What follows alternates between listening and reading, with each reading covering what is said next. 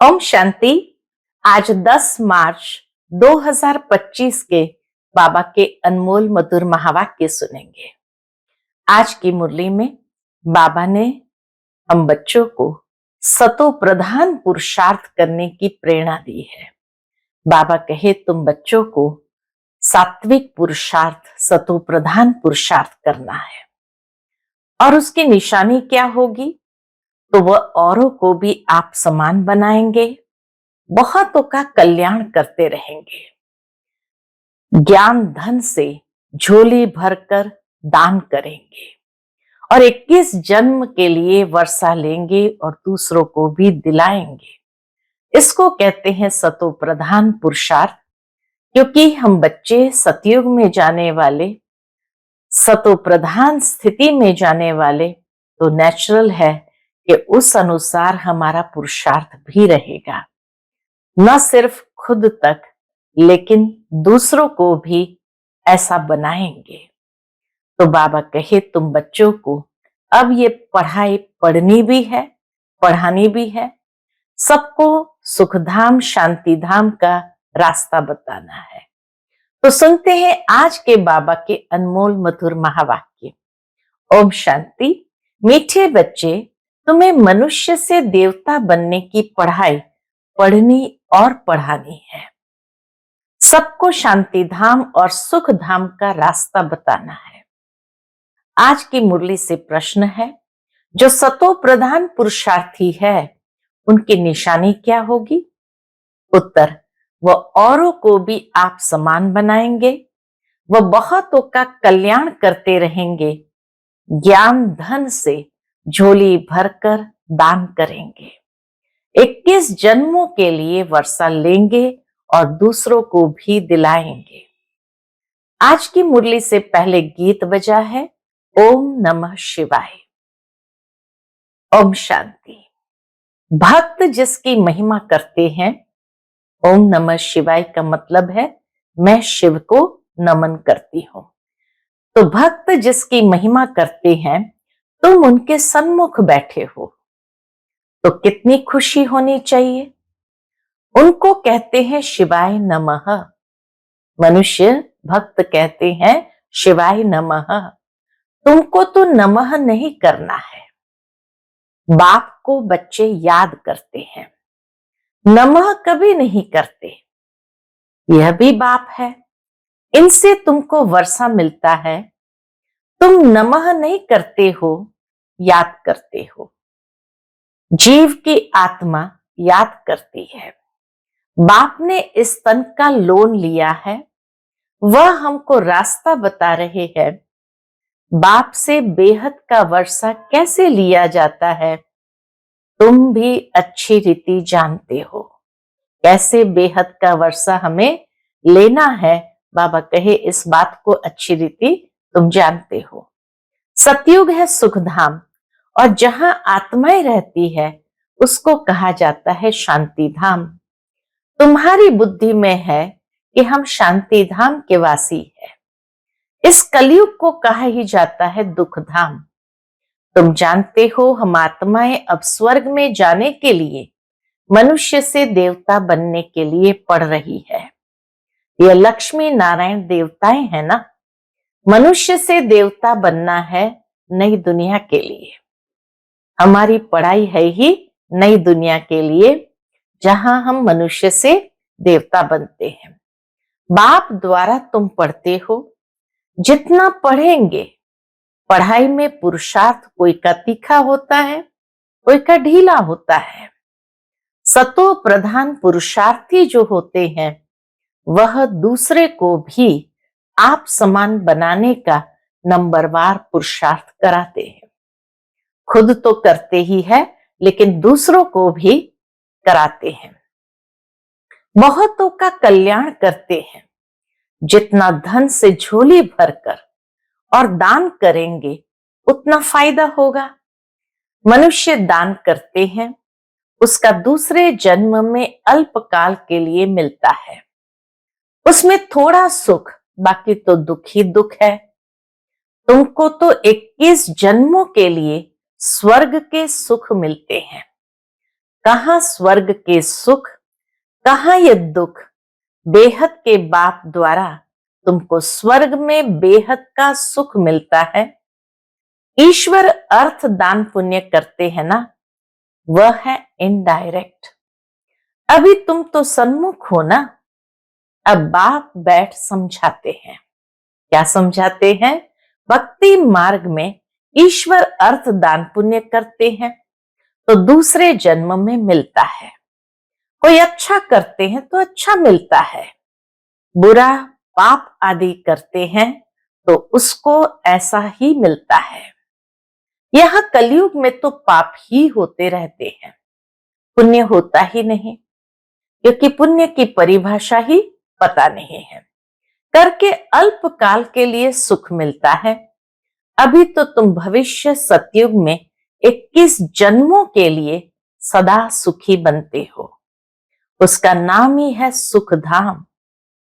प्रदर्शनी में भी तुम लिख सकते हो कि शांति धाम और सुख धाम का यह मार्ग है। यह ज्ञान मार्ग है ही शांति धाम सुख धाम में जाने का। शांति धाम और सुख धाम में जाने का सहज मार्ग अभी तो कलयुग है ना, कलयुग से सतयुग, पतित दुनिया से पावन दुनिया में जाने का सहज रास्ता, बिगर कौड़ी खर्च। बाबा कहे ऐसे तुम प्रदर्शनी आदि में लिख सकते हो तो मनुष्य समझे, क्योंकि पत्थर बुद्धि है ना। बाप बिल्कुल सहज करके समझाते हैं। इसका नाम ही है सहज राजयोग, सहज ज्ञान। बाप तुम बच्चों को कितना सेंसिबल बनाते हैं। ये लक्ष्मी नारायण सेंसिबल है ना, बाबा इतना सेंसिबल बनाते। बाबा कहिए लक्ष्मी नारायण कितने सेंसिबल है, पूरा भविष्य का राज कारोबार चलाते हैं। बल श्री कृष्ण के लिए क्या क्या लिख दिया है, वह है झूठे कलंक। श्री कृष्ण कहता है, वो भजन गाते हैं ना, मैया मैं नहीं माखन खायो। मैंने माखन नहीं खाया है, तो कहते हैं ना, श्री कृष्ण कहता है मैया मैं नहीं माखन खायो। अब इसका भी अर्थ नहीं समझते। मैं नहीं माखन खायो तो बाकी किसने खाया? बाबा के पूछो फिर, तो बाकी खाया किसने? बच्चे को दूध पिलाया जाता है, बच्चे माखन खाएंगे या दूध पिएंगे, यह जो दिखाया है मटकी फोड़ी आदि आदि, ऐसी कोई बात है नहीं। वो तो स्वर्ग का फर्स्ट प्रिंस है। महिमा तो एक शिव बाबा की ही है, दुनिया में और किसकी महिमा है नहीं। इस समय तो सब पतित है, परंतु भक्ति मार्ग की भी महिमा है। भक्त माला भी गाई जाती है। फीमेल्स में मीरा का नाम है, मेल्स में नारद मुख्य गाया हुआ है। तुम जानते हो, एक है भक्त माला, दूसरी है ज्ञान की माला। भक्त माला से रुद्र माला के बने हैं, फिर रुद्र माला से विष्णु की माला बनती है। रुद्र माला है संगम युग की। यह राज तुम बच्चों की बुद्धि में है। यह बातें तुमको बाप सन्मुख बैठ समझाते हैं। सन्मुख जब बैठते हो तो तुम्हारे रोमांच खड़े हो जाने चाहिए।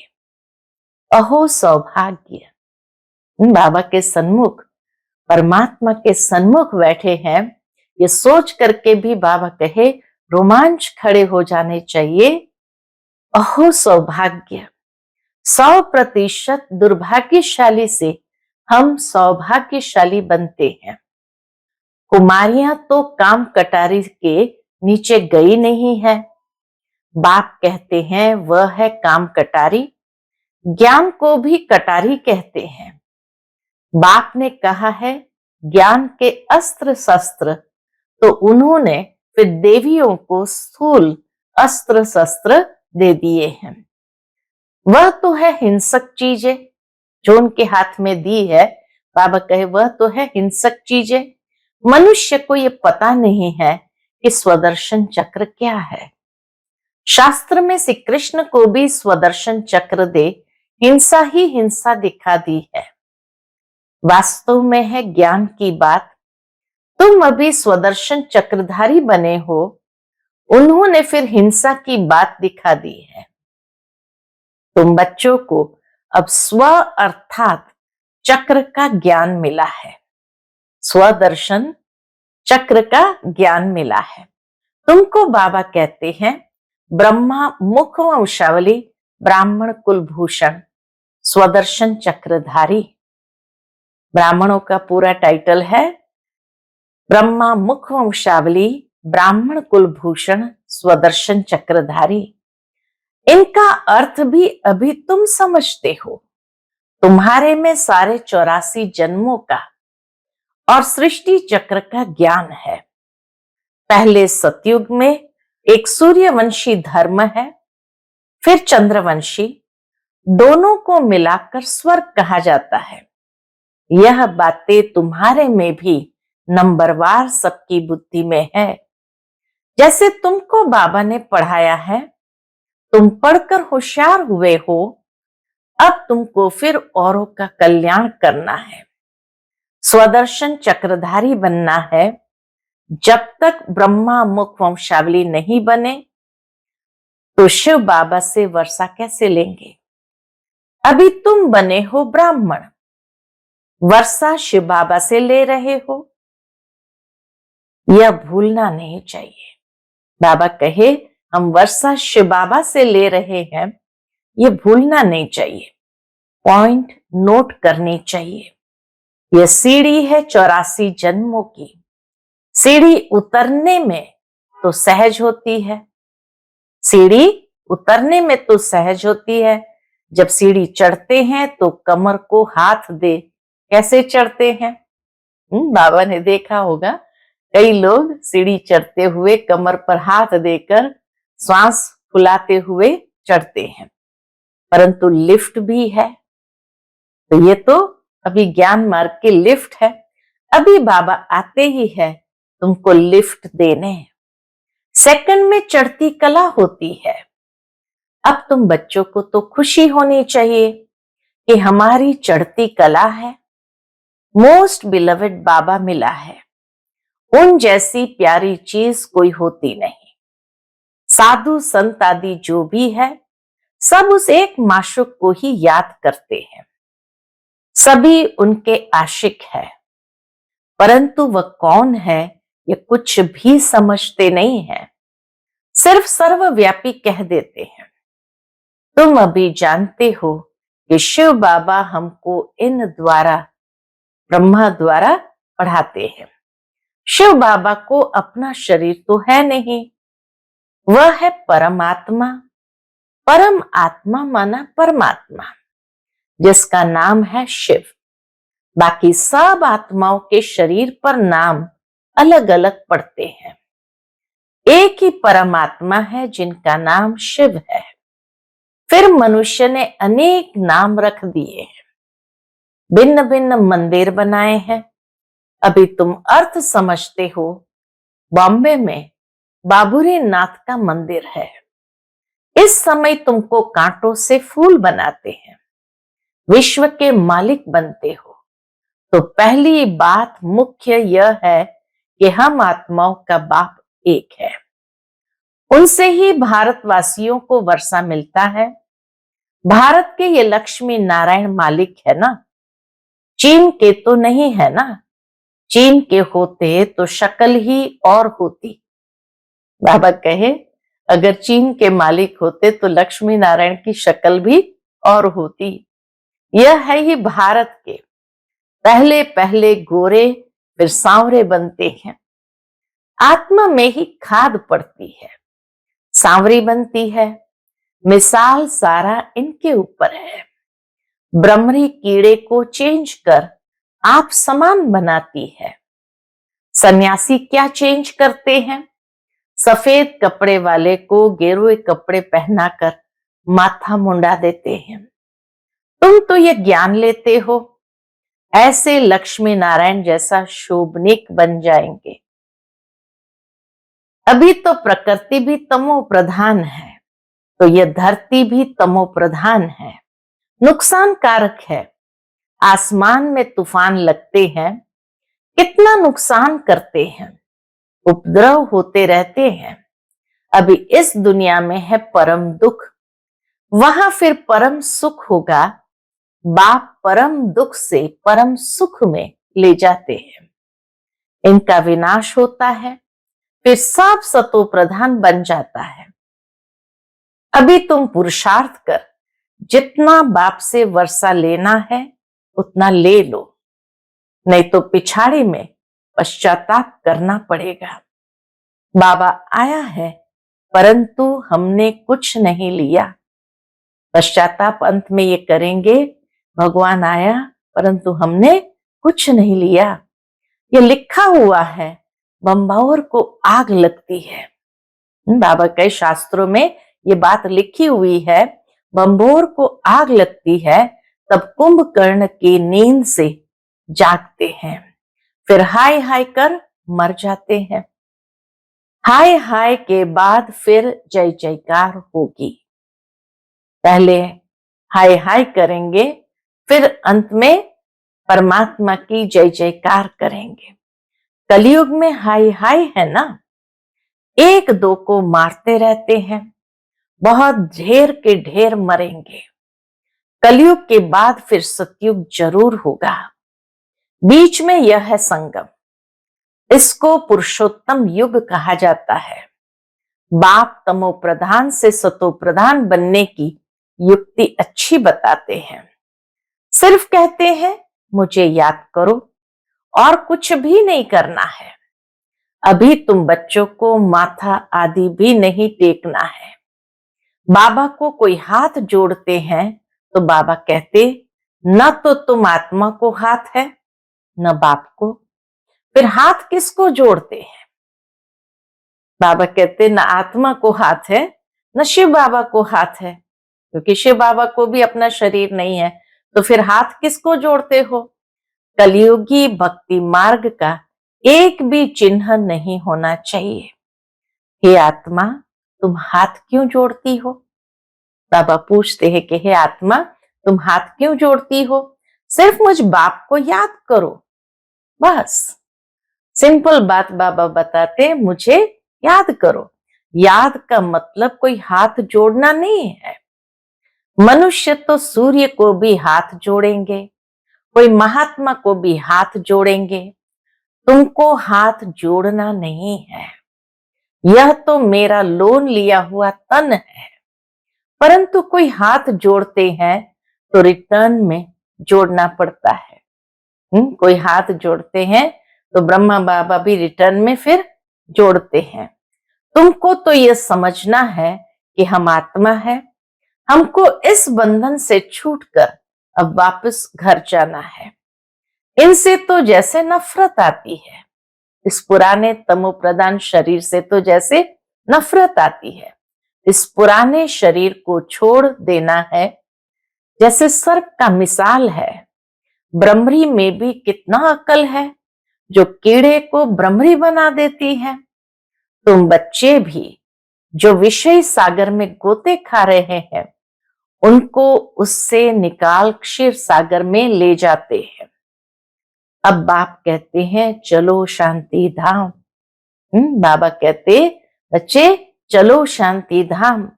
मनुष्य शांति के लिए कितना माथा मारते हैं। सन्यासियों को स्वर्ग की जीवन मुक्ति तो मिलती नहीं। हाँ, मुक्ति मिलती है, दुख से छूट शांति धाम में बैठ जाते हैं। फिर भी आत्मा पहले पहले तो जीवन मुक्ति में आती है, पीछे फिर जीवन बंध में आती है। आत्मा सतो प्रधान है, फिर सीढ़ी उतरती है। पहले सुख भोग, फिर उतरते उतरते तमो प्रधान बन पड़े हैं। अब फिर सबको वापस ले जाने के लिए बाप आए हैं। बाप कहते मुझे याद करो तो तुम पावन बन जाएंगे। बाप ने समझाया है। क्या समझाया है? जिस समय मनुष्य शरीर छोड़ते हैं तो उस समय बड़ी तकलीफ भोगते हैं, क्योंकि सजाएं भोगनी पड़ती है। जैसे काशी कलवट खाते हैं, क्योंकि सुना है शिव पर बलि चढ़ने से मुक्ति मिल जाती है। तुम अभी बलि चढ़ते हो ना, तो भक्ति मार्ग में भी फिर वह बातें चलती है। इस समय हम बाबा के पर बलि चढ़ते हैं, तो बाबा कहे बाद में फिर ये बातें स्थूल रूप में चलती है। तो शिव पर जाकर बलि चढ़ते हैं। अब बाप समझाते हैं वापस तो कोई जा नहीं सकते। हाँ, इतना बलिहार जाते हैं तो पाप कट जाते हैं। काशी कलवट खाते जब बलिहार जाते शिवलिंग पर, तो बाबा कहे उस जन्म के सारे पाप कट जाते हैं। फिर हिसाब किताब नए सिर शुरू होता है। तुम इस सृष्टि चक्र को जान गए हो। इस समय सबकी उतरती कला है। बाप कहते हैं मैं आकर सर्व की सदगति करता हूं, सबको घर ले जाता हूं, पतितों को तो साथ नहीं ले जाऊंगा। इसलिए अब पवित्र बनो तो तुम्हारी ज्योति जग जाएगी। शादी के टाइम स्त्री के माथे पर मटकी में ज्योति जगाते हैं। यह रस्म भी यहाँ भारत में ही है। स्त्री के माथे पर मटकी में ज्योति जगाते हैं, पति के ऊपर नहीं जगाते, क्योंकि पति के लिए तो ईश्वर कहते हैं। ईश्वर पर फिर ज्योत कैसे जगाएंगे? तो बाप समझाते हैं मेरी तो ज्योत जगी हुई है, मैं तुम्हारी ज्योति जगाता हूं। कितनी सुंदर बात भक्ति मार्ग में उन्होंने कॉपी की है। वास्तव में शिव बाबा जो एवर जागती ज्योत, वो आकर आत्माओं की ज्योति जगाते हैं। तो भक्ति मार्ग में ये रस्म कर दिया कि पति जिसको ईश्वर का रूप दे दिया, तो इसलिए उनकी जैसे ज्योति जगी हुई है, और स्त्री के ऊपर मटकी रखकर उसमें ज्योति जगाते हैं, क्योंकि आत्मा स्त्री है, आशिक है उस माशुक की। तो बाबा कहे बाप समझाते हैं मेरी तो ज्योति जगी हुई है, मैं तुम्हारी ज्योत जगाता हूं। बाप को क्षमा भी कहते हैं। ब्रह्म समाजी फिर ज्योति को मानते हैं। सदैव ज्योत जगी रहती है, उनको ही याद करते हैं, उनको ही भगवान समझते हैं। दूसरे फिर समझते हैं छोटी ज्योत। आत्मा बड़ी ज्योत परमात्मा में समा जाएगी। कई लोग समझते ज्योति ज्योति में समा गई, तो छोटी ज्योत आत्मा, बड़ी ज्योत परमात्मा में समा जाएगी। अनेक मते हैं। बाप कहते हैं तुम्हारा धर्म तो अथाह सुख देने वाला है। तुम स्वर्ग में बहुत सुख देखते हो, नई दुनिया में तुम देवता बनते हो। तुम्हारी पढ़ाई है ही भविष्य नई दुनिया के लिए, और सब पढ़ाइयां यहाँ के लिए होती है। यहाँ तुमको पढ़कर भविष्य में पद पाना है। गीता में भी बरोबर राजयोग सिखाया है। फिर पिछाड़ी में लड़ाई लगी, कुछ भी नहीं रहा, पांडवों के साथ कुत्ता दिखाते हैं। अब बाप कहते हैं मैं तुमको गॉड गॉडेस बनाता हूं। यहां तो अनेक प्रकार के दुख देने वाले मनुष्य हैं। काम कटारी चलाए कितना दुखी बनाते हैं। तो अब तुम बच्चों को यह खुशी रहनी चाहिए कि बेहद का बाप ज्ञान का सागर हमको पढ़ा रहे हैं। मोस्ट बिलवेड माशुक है। हम आशिक उनको आधा कल्प याद करते हैं। तुम याद करते आए हो। अब बाप कहते हैं मैं आया हूं, तुम मेरी मत पर चलो, अपने को आत्म समझ मुझ बाप को याद करो, दूसरा न कोई। सिवाय मेरी याद के तुम्हारे पाप भस्म नहीं होंगे। हर बात में सर्जन से राय पूछते रहो, बाबा राय देंगे। ऐसे ऐसे तोड़ निभाओ। अगर राय पर चलेंगे तो कदम कदम पर पदम मिलेंगे। राय ली तो रिस्पॉन्सिबिलिटी छूटी। बाबा से राय ली तो बाबा रिस्पॉन्सिबल हो गया, फिर रिस्पॉन्सिबिलिटी से छूट गए। अच्छा, मीठे मीठे सीके लधे बच्चों प्रति माता पिता बाप दादा का याद प्यार और गुड मॉर्निंग। रूहानी बाप की रूहानी बच्चों को नमस्ते। हम सब रूहानी बच्चों की रूहानी माता पिता बाप दादा को याद प्यार, गुड मॉर्निंग और नमस्ते। नमस्ते। शुक्रिया बाबा, शुक्रिया। आज की मुरली से धारणा के लिए मुख्य सार है। पहली पॉइंट, बेहद के बाप से बेहद सुख का वर्षा लेने के लिए डायरेक्ट ईश्वर अर्थ दान पुण्य करना है। ज्ञान धन से झोली भरकर सबको देना है। दूसरी पॉइंट, इस पुरुषोत्तम संगम युग में स्वयं को सर्व बंधनों से मुक्त कर जीवन मुक्त बनना है। इस पुरुषोत्तम युग में स्वयं को सर्व बंधनों से मुक्त कर जीवन मुक्त बनना है। ब्रह्मरी की तरह भू भू कर आप समान बनाने की सेवा करनी है। आज का बाप दादा का मधुर वरदान हम बच्चों के प्रति है, सर्व प्राप्तियों के अनुभव द्वारा पावरफुल बनने वाले सदा सफलता मूर्त भव।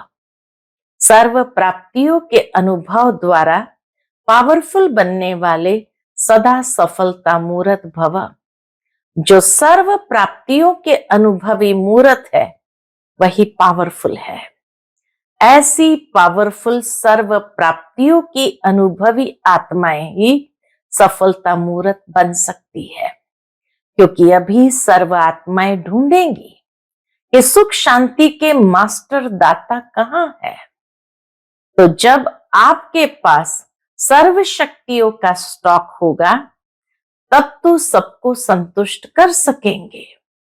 जैसे विदेश में एक ही स्टोर से सब चीजें मिल जाती है, मॉल्स बने हैं उस मॉल से ही मिल जाती है, ऐसे आपको भी बनना है। ऐसे नहीं सहन शक्ति हो सामना करने की नहीं, सर्व शक्तियों का स्टॉक चाहिए तब सफलता मूर्त बन सकेंगे। आज का स्लोगन है, मर्यादाएं ही ब्राह्मण जीवन के कदम है। मर्यादाएं ही ब्राह्मण जीवन के कदम है। कदम पर कदम रखना माना मंजिल के समीप पहुंचना।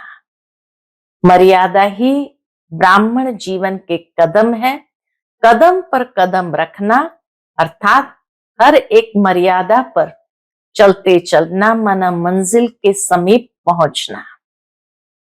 आज का अव्यक्त इशारा है, सत्यता और सभ्यता रूपी कल्चर को अपनाओ। आजकल कोई कोई एक विशेष भाषा यूज करते हैं कि हमसे असत्य देखा नहीं जाता, असत्य सुना नहीं जाता, इसलिए असत्य को देख झूठ को सुन करके अंदर में जोश आ जाता है। लेकिन यदि वह असत्य है और आपको असत्य देखकर जोश आता है तो वह जोश भी तो असत्य है ना। असत्यता को खत्म करने के लिए स्वयं में सत्यता की शक्ति धारण करो। असत्यता को समाप्त करने के लिए स्वयं में सत्यता की शक्ति को धारण करो। अच्छा, ओम शांति।